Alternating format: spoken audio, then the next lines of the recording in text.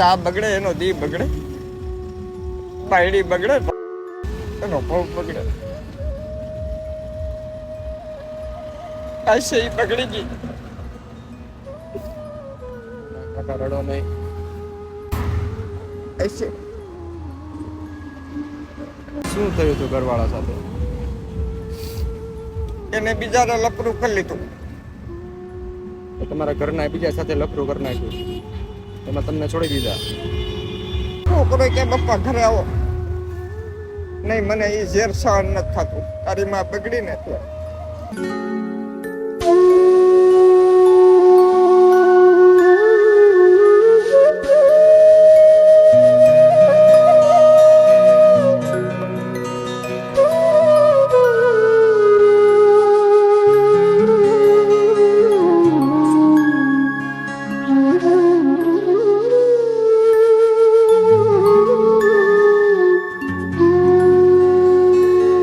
કાકા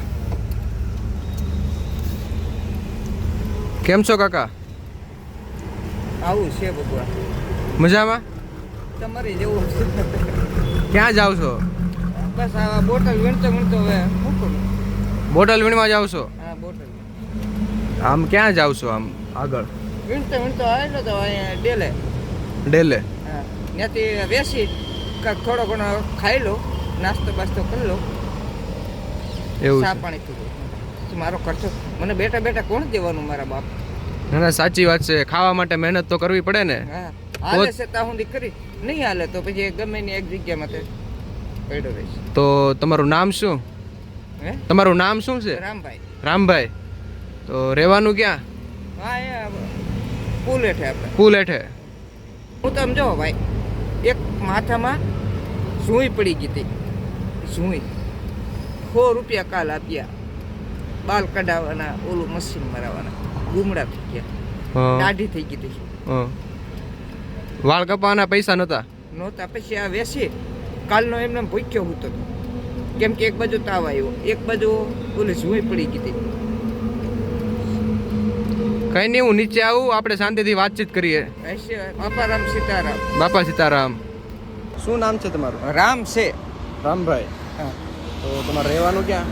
હા, હું તો રોડ મતે રહું, ઘરે ગયો બાયડી છોકરા પાસે. તમારા બાયુ છોકરા ક્યાં છે? અહીંયા અંદર મતલબ ક્યાં? ક્યાં? આ ખોલવડમાં. ખોલવાડમાં તમારા બાયુ છોકરા છે. તમે ક્યાં રહો?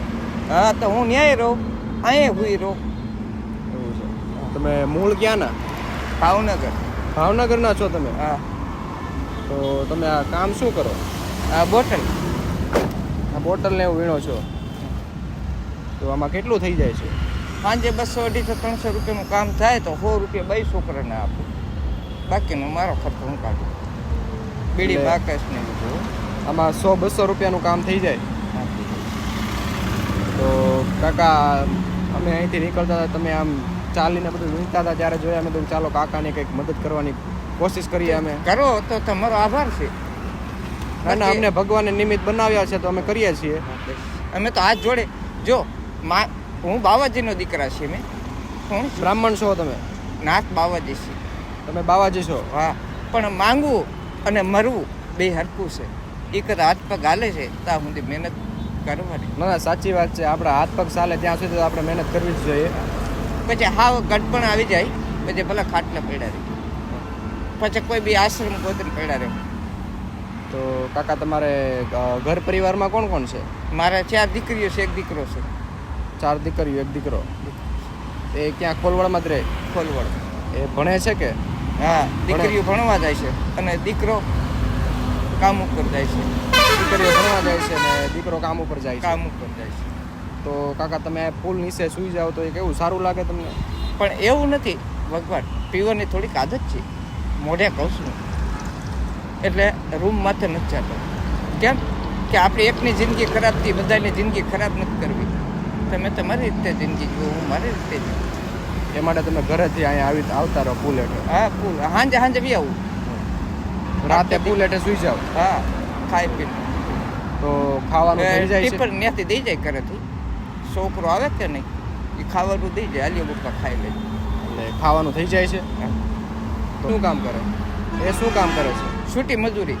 સૂટી મજૂરી. ને તમે આ બોટલ ને એવું બધું વીણો છો તો તમે રોજનું કેટલું કે ચાલી જાઓ છો?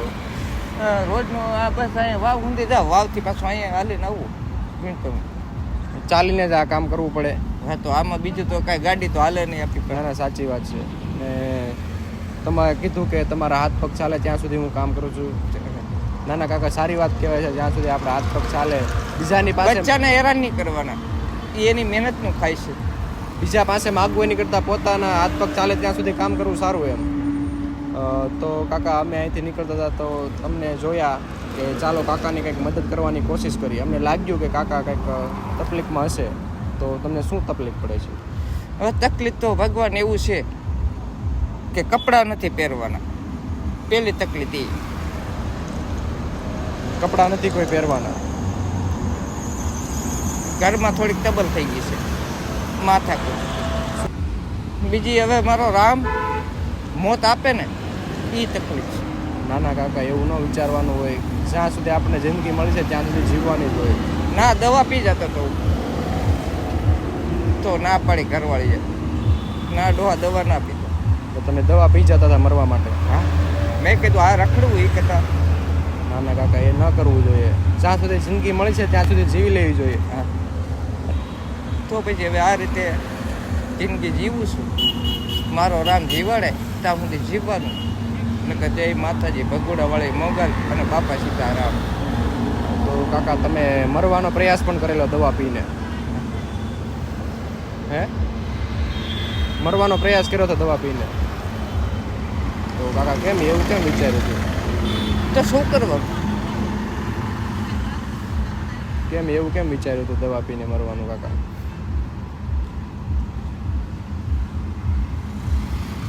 એ મારો પ્રશ્ન છે. કેમ કાકા રડવા લાગ્યા? શું થયું? એ મારો પ્રશ્ન છે. અને કાકા, અમે તમારા દીકરા થઈને જ આવ્યા છીએ ને તમારી કંઈક મદદ કરીને જ જશું કાકા. અમે વિશ્વાસ રાખો. એ મારો પ્રશ્ન છે. અમને થોડોક તો જણાવો.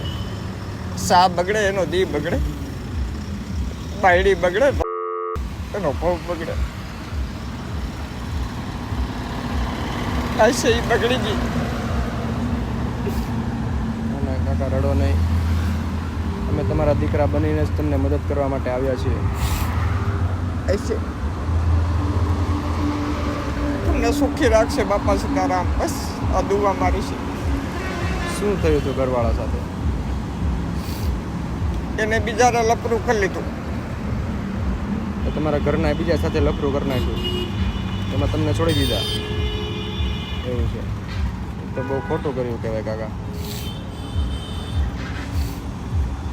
હજી હું મારા ટેન્શનમાં રખડ્યા કરું. જે આવે ને થોડા ઘણા બાટલા મળે, 50-100 રૂપિયાના ખાઈ લેવાનું, પી લેવાનું, ગમે ને હોઈ જવા. એટલે તમારા ઘરવાળાએ બીજા સાથે લફરું કરી નાખ્યું એટલે તમે ટેન્શનમાં છોકરો કે પપ્પા ઘરે આવો. નહીં, મને એ ઝેર સહન નથી થતું. તારી માં બગડી ને એટલે. સાચી વાત છે કાકા, એ તો કોઈને પણ સહન ન થાય. તો કાકા, પહેલાં તમે શું કામ કરતા? તમે? કોણ? તમે? મારી પાસે આ રિક્ષા હતી, અતુલ. એમાંય ભંગાની ફેરી કરતો, બધું કરતો હતો. ભાવનગરથી અહીંયા સુરતમાં આવ્યો ને બાયડી બગડી. તો ભાવનગરમાં શું ધંધો કરતા તમે? ને ભંગારની ફેરી કરતો હું રિક્ષામાં. રિક્ષા હતી તમારી પાસે ને ભંગારની ફેરી કરતા? હા. ત્યારે સારું કમાતા કે? અત્યારે મળતા હતા 400-500 રૂપિયા આજે મળતા, એટલે ઘર ખર્ચ નીકળી જતો હતો. વેસાતું લેતા હતા ને, આ રીતે વીણતા નહોતા. હા, ફેરી કરો એટલે વેચાતું લેવું પડે. વાળના પૈસા નહોતા. કાલ 100 રૂપિયા ડેલેથી લીધા ભંગારવાળા પાસે. બાલમાં ઓલા જીવાત પડી ગયા હતા. સુઈ વાળમાં જીવાત પડી ગઈ હતી. ઓલી સુઈ આવે ને, એ પડી ગઈ હતી ભાઈ. એવું છે? તો બીજા પાસેથી ઉધાર 100 રૂપિયા લઈને તમે વાળ કપાવ્યા? હા, મેં કીધું વેસી 25-50 રૂપિયા કપાવી દે, બીજું તો. તમારી પાસે વાળ કપાવવાના પણ પૈસા નહોતા. ન હોય તો ક્યાંથી લાવવાના? એવું છે. તો કાકા અત્યારમાં અમે તમારી શું મદદ કરી છે જેથી તમારે જે તકલીફ પડી રહી છે એમાં અમને થોડી રાહત મળે તમને? હું ક્યાં તમારી પાસે કાંઈ માંગુ ભાઈ, ખાલી એક ભૂખ્યો છું, ખાવાનું હોય તો આપો, નકર જય માતાજી. તમે જમ્યા પણ નથી તમે? નથી, હાલનું નથી ખાધું. કાલ સાંજનું ખાધું નથી કાંઈ? તો કંઈ નહીં. હમણાં આ વેચી અને મેં કીધું 20 રૂપિયાના સમોસા લઈને ખાઈ લઉં. 20 રૂપિયાનો ગમે તે નાસ્તો લઈને ખાઈ લો છો, પોતાનું પેટ ભરો છો. તો કાકા એમાં પેટ ભરાઈ જાય? ભરાય કે ના ભરાય, પણ થોડો ઘણો આપણે રાહત તો રહે ને. એક ટાઈમ જ જમો છો તમે? એટલે અત્યારે હમણાં ખાઈ, પછી હાંજનું વિચારીશ, પાછી ફેરી મારીશ, થોડા વીણતો જાય. એટલે એક ફેરો મારો તો એ ખાલી એક ટાઈમનું જમવાનું થાય એવું છે. તો કંઈ નહીં કાકા, તમે ચિંતા નહીં કરો. તમારે માટે તમે કીધું ને કે મારી પાસે કપડાં નથી કોઈ, તો પહેલાં તમારી માટે કંઈક કપડાં લાવીએ અને તમને ખાવાનું આપું છું, ઠીક છે? તમે બિલકુલ ચિંતા નહીં કરો. પાપા સીતારામ, જય બગોડાવાળી મોગલ ભેગી. આભાર તમારો કાકા. કાકાની વાત સાંભળે છે. કાકા કહી રહ્યા છે કે તે પોતે ઘરેથી નીકળી ગયા છે, પોતે અહીંયા આસપાસ ગમે ત્યાં પુલ હોય, પુલ નીચે સૂઈ જાય છે. અને કાકાએ વાત કરી એમ કે હું એક ફેરી મારું છું ત્યારે મારે ખાલી એક ટાઈમ જમવાનું થાય છે. કાકાએ વાત કરી કે તે પોતે પહેલાં ભાવનગર રહેતા હતા ત્યારે તેમની પાસે એક રિક્ષા હતી ને રિક્ષા લઈને તે ભંગારની ફેરી કરતા હતા. ત્યારે તે સારું કમાતા હતા, પણ સુરત આવ્યા છે ત્યારથી તેમના જીવનમાં ઘણી બધી તકલીફ છે. બસ દોસ્તો, તમારી આસપાસ પણ આવા કોઈ વ્યક્તિ હોય તો તેમને જરૂરથી મદદ કરવી જોઈએ. કાકાએ વાત કરી કે મારી પાસે કોઈ કપડાની વ્યવસ્થા નથી, તો અત્યારમાં આપણે તેમને કપડાની વ્યવસ્થા કરાવી આપી અને તેમણે કાલ સાંજનું નથી ખાધું તો આપણે તેમને ખાવાની વ્યવસ્થા કરાવી આપી. તો બસ દોસ્તો, અમારું કામ તમને પસંદ આવે તો તમારા દરેક ગ્રુપમાં વિડીયોને શેર